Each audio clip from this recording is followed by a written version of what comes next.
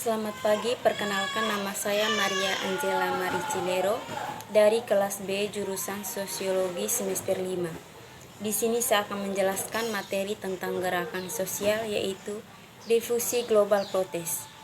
Mengendarai gelombang protes dalam krisis neoliberal, protes dan pergerakan sosial. Tema pertama, mengarungi laut, protes Cascades, dan apa yang bisa kita pelajari dari mereka. Donatella Della Porta. Pertama, gerakan sosial di neoliberalisme, akhir perkenalan.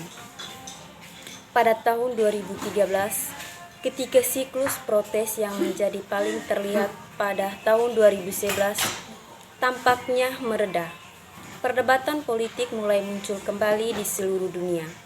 Dengan melihat protes di berbagai belahan dunia, yang paling berbeda termasuk Turki, Brazil, Venezuela, Afrika Selatan, Bosnia, Bulgaria, dan Ukraina.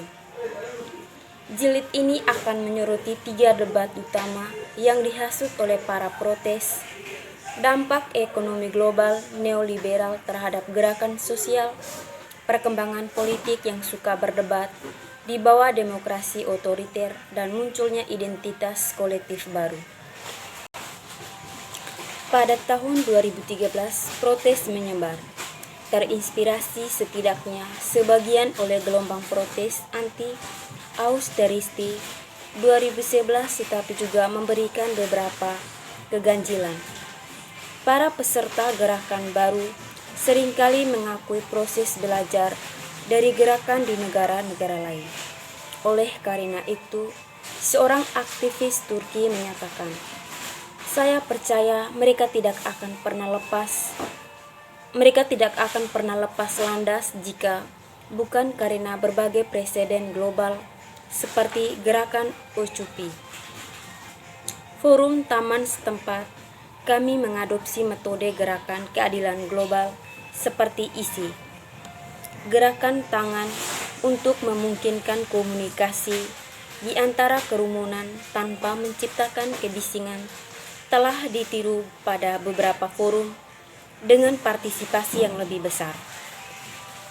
Tahap terbuka di mana individu-individu mengalami dan mengantri dan bergiliran untuk mengekspresikan pemikiran, gagasan, dan visi mereka dengan bebas adalah elemen lain dari repertoar gerakan ini yang menjadi semakin umum.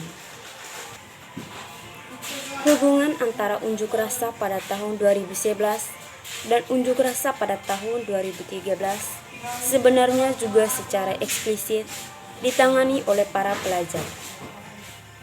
Sebagaimana dikomentari Goran Terbon, secara paradoks tidak banyak terdapat di daerah jantung bagian utara yang terkena serangan jantung, tetapi di dunia neokapitalis kedua dan di negara-negara emerging market, kemarahan populer itu telah dirasakan dengan sengaja.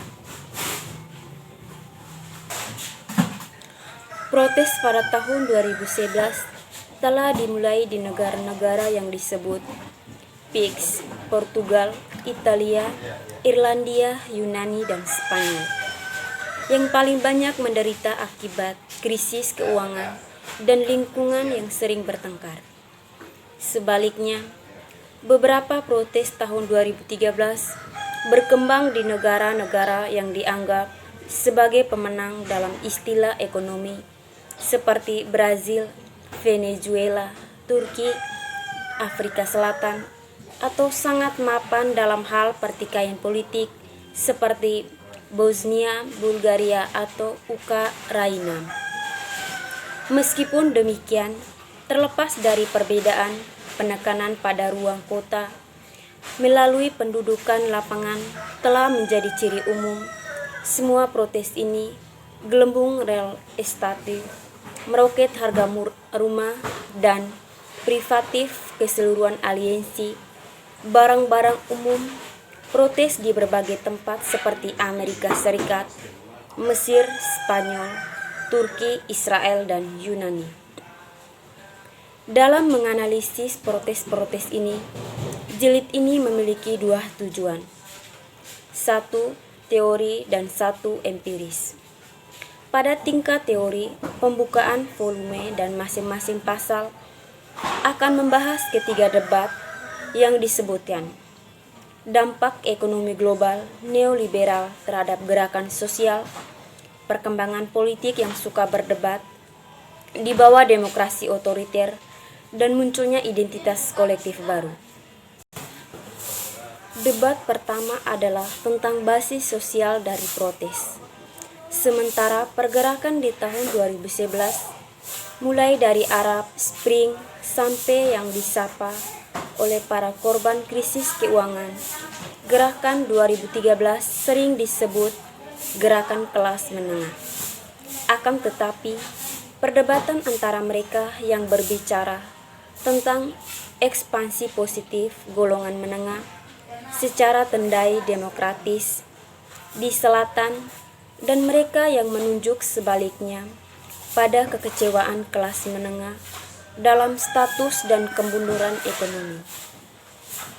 Dalam berbicara mengenai komposisi sosial protes, volume tersebut membahas isu mengenai dampak ekonomi neoliberal yang berada di luar negara-negara demokrasi, serta berbagai bentuk protes ketika gelombang protes meluas melampaui negara-negara yang datang pertama.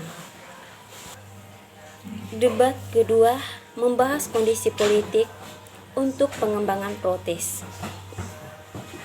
Menentang ekspektasi bahwa gerakan akan berkembang ketika peluang demokrasi terbuka, volume itu menganalisis adanya perdebatan politik tentang apa yang didefinisikan sebagai otoriter atau setidaknya demokrasi non-liberal. Pada tingkat teori dan empiris, berbagai bab akan menganalisis keterkaitan kebijakan-kebijakan ekonomi global non-liberal dengan mengurangi kanal kelembagaan untuk partisipasi, penekanan yang meningkat sebagai penolakan terhadap hak-hak sipil dan politik. Seperti para penguasa belajar dari sebelumnya, kegagalan pengunjuk rasa menargetkan konsepsi dan praktek politik yang eksklusif dan korup, mengusulkan konsepsi dan praktek demokrasi alternatif. Dan debat ketiga adalah yang akan dibahas baik secara teoritis dan secara empatif, mengacu pada munculnya identitas kolektif baru. Dengan berbagai cara, para pemrotes pada tahun 2013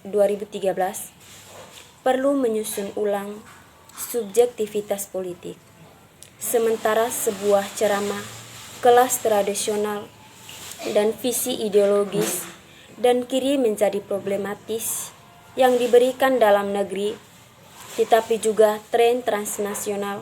Gerakan itu berkontribusi pada penyebaran bahasa alternatif, menjembatani masalah sosial dan budaya.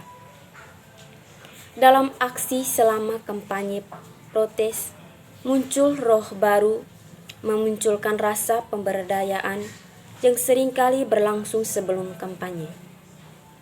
Politik yang diperdebatkan berkontribusi dengan cara ini untuk pengubahan dari belahan politik dan munculnya norma-norma baru. Meskipun dengan tingkat keberhasilan yang berbeda sebagai pendatang baru yang naik gelombang protes.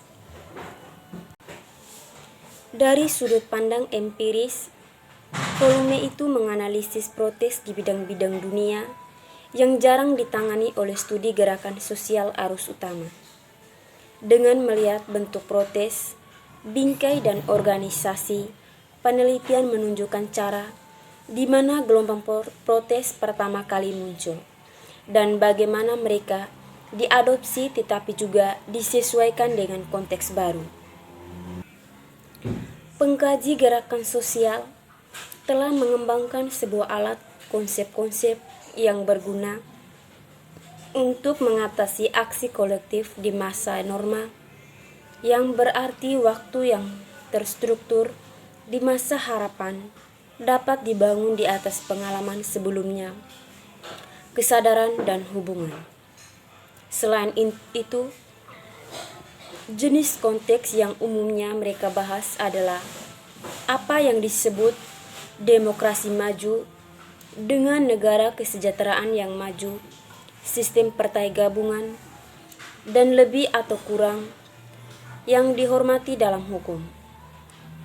Teori telah sering berorientasi pada penjelasan dampak struktur pada aksi kolektif. Harapan utamanya adalah bahwa protes menuntut peluang dan sumber daya untuk berkembang, dan sistem politik demokratis telah lama dianggap sebagai kondisi yang hampir sempurna. Selain itu, gerakan-gerakan terutama dilihat sebagai aktor-aktor nasional. Baru-baru ini lokasinya di dalam arena-arena transnasional. Sekian penjelasan singkat dari saya. Terima kasih.